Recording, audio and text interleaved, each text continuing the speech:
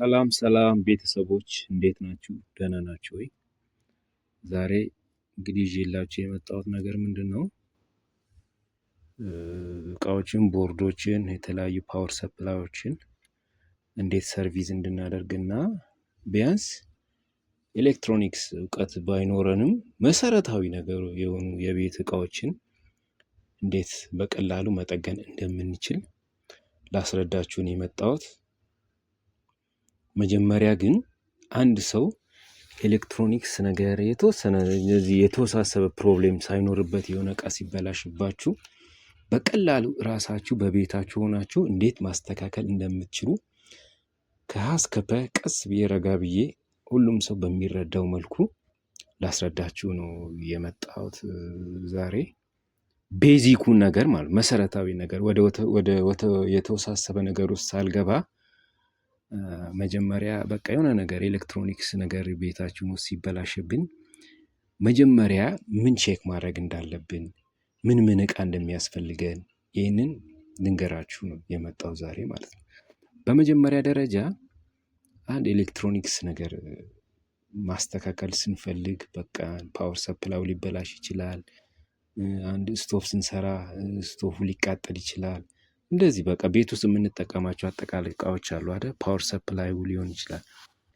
ዲቴይል ውስጥ ሳንገባ ማለት ዝርዝር ውስጥ ከገባን ያው ሞር ስኪልድ የሆኑ ሰዎችም ስለሚያስፈልግ እዛ ደረጃ ሳይደርስ ትንሽዬ ፕሮብሌም ሲኖርበት ራሳችሁ የምታስተካክሉትን በመጀመሪያ ደረጃ ግን ምን እቃ ማይነር ትንሽዬ እቃ ምን እንደሚያስፈልገን ልንገራችሁ። ቢያንስ ሜትር ግዴታ ነው። መልቲሜትር፣ ዲጂታል መልቲሜትር ያስፈልገናል። ምክንያቱም በዚህ ነው ቼክ የሚደረገው ሁሉም ነገር ማለት ነው። ኤሌክትሪክ ቮልቴጁ ምኑም ቼክ የሚደረገው እቺ እቃ ታስፈልገናለች። ዲጂታል መልቲሜትር ማለት ይሄን መርካቶ ኤቭሪዌር ይሸጣል። በቃ ከዝቅተኛው ከ1000 ብር ጀምሮ እስከ 2000 ብር የሚሸጡትን መግዛት ትችላላችሁ ሄዳችሁ ማለት ዋጋቸው ከዛ አይበልጥም። ሌሎቹ በጣም ውዱ ነው ወደ 5000 6000 የሚሸጠው ማለት ለእናንተ ፐርፐስ 1000 አካባቢ የሚሸጡ መልቲሜትሮች አሉ። ከዛ ውጪ ደግሞ ፒንሳ ቢኖረን ደግሞ ይመከራል። ያው እንደዚህ አይነት ፒንሳ ያው ቻውን ቤዚክ ነው ለሁሉም ነገር ትሆናለች። ሎንግ ኖዝ ፕላየር ነው የምትባለው እቺ ያችሁ እዚህ ጋር በዚች ጋር ሽቦ መቁረጫ አለው። በተለያየ ሳይዝ የምንቆርጥበት እንትን አለው። እዚህ ጋር ሽቦውን ደግሞ ቁርጥ ያደርግልናል። ማሰን ስንፈልግ ደግሞ ወደ ውስጥ የተደበቀ ነገር ሲኖር ደግሞ አፍንጫ ሾጠጥ ስላለ በዚች ብዙ ነገር እንሰራበታለን በዚህ ማለት። ሌላ ደግሞ ምን ያስፈልገናል? የተለያዩ መፍቻዎች ያስፈልጉናል። እንደዚህ በተለያየ ሳይዝ ማለት ነው። እንደዚህ ያው ይሄ ፍላት የሚባለው ነው። ይሄ ደግሞ ተነቃቃይ ሲኖር ደግሞ ተነቅሎ ደግሞ በእንደዚህ አይነትም አለ። እንደዚህ አይነት በተለያየ ሳይዝ ቢኖረን ይመከራል ማለት ነው። አንዳንድ ጊዜ በብዙ በሴት ምናምን ደግሞ የሚቀመጡ አሉ እንደዚህ መፍቻዎች ማለት ነው። ይሄ ያስፈልገናል። ሌላ ደግሞ ምን ያስፈልገናል? እቺ ሶልደሪንግ አይረን መበየጃ የሆነ ነገር ሲለቅ እያጋል ምን በየድ አሁን ይሄ አሪፍ ኳሊቲ ያለው እቃ ነው። እቺ ታስፈልገናለች። አንድ ይሄ ነው። እቺን ደግሞ ቢኖረን ይሄው ግሉ ምርጥ ኳሊቲ ያለው ይሄው ሚኮ የምትባለው እቺ በጣም ሃይ ኳሊቲ ያለች እቃ ነች ማለት ነው። ይሄ ያስፈልገናል። ሌላ ደግሞ እንግዲህ በሚቀጥሉ ቪዲዮዎች እንደዚህ አይነት ነገሮችን እንዴት ሰርቪስ እንደምናደርግ ለጊዜው ለማስረዳት ነው እዚህ ጋር ቁጭ ያደረኩት ማለት ነው። እንጂ ለእናንተ የሚያስፈልገው መልቲሜትር እቺ ከዛ ከነዚህ ውስጥ በቃ እነዚህ እንደዚህ ይሄን እቃ ከያዛችሁ በቂ ነው። በቃ ጥቃቅን ነገሮችን ሰርቪስ ለማድረግ ማለት ነው። ሶልደር ለማድረግ ደግሞ አንዳንዴ ደግሞ ይሄን ቢኖራችሁ የተመከረ ነው። ግዴታ አይደለም። በእርግጥ ይሄ ፍለክስ ማላቀቂያ ነው የሆነ ነገር ቦርድ ስንበይድ ማለት ነው። ስለዚህ አሁን ከመልቲሜትሩ ልጀምርላችሁ። አሁን ይሄን ቪዲዮ ያዘጋጀሁት ለቤዚክ ነው። ምንም ነገር ብዙ እውቀት ለሌላቸው ሰዎች ከጀምሮ ማወቅ ለሚፈልጉ ሰዎች ነው። አሁን ዛሬ የምነግራችሁ መልቲሜትር እንዴት እንደምንጠቀም ብቻ ነው ዛሬ ማስረዳችሁ ማለት ነው። በሚቀጥሉት ቪዲዮዎች ደግሞ እየቀጠልኩኝ እሄዳለሁ ማለት ነው። አሁን እዚህ ጋር መልቲሜትራችን እዚህ ጋር አለች። ዲጂታል መልቲሜትር እያንዳንዱ ላይ ጽሁፍ አለው ስክሪኑ ላይ። አሁን ለምሳሌ እቺን ኦን ኤንድ ኦፉን ኦኑን አበራሁት። እዚህ ጋር ጽሁፍ አለው እያንዳንዱ እዚህ ጋር እቺ ምልክት ትታያቸዋለች። እቺ እዚህ ጋር አድርገን እዚህ ጋር ለምሳሌ እቺ ዳውድ ላይ ምልክት ስናደርግ የተቆረጠ ገመድ ምናምን ቼክ የምናደርግበት ነው። ዳውድ የሚባል ነገር አለ። በሚቀጥለው ቪዲዮዎች እነግራችኋለሁ ዳውድ ምን ማለት እንደሆነ ማለት።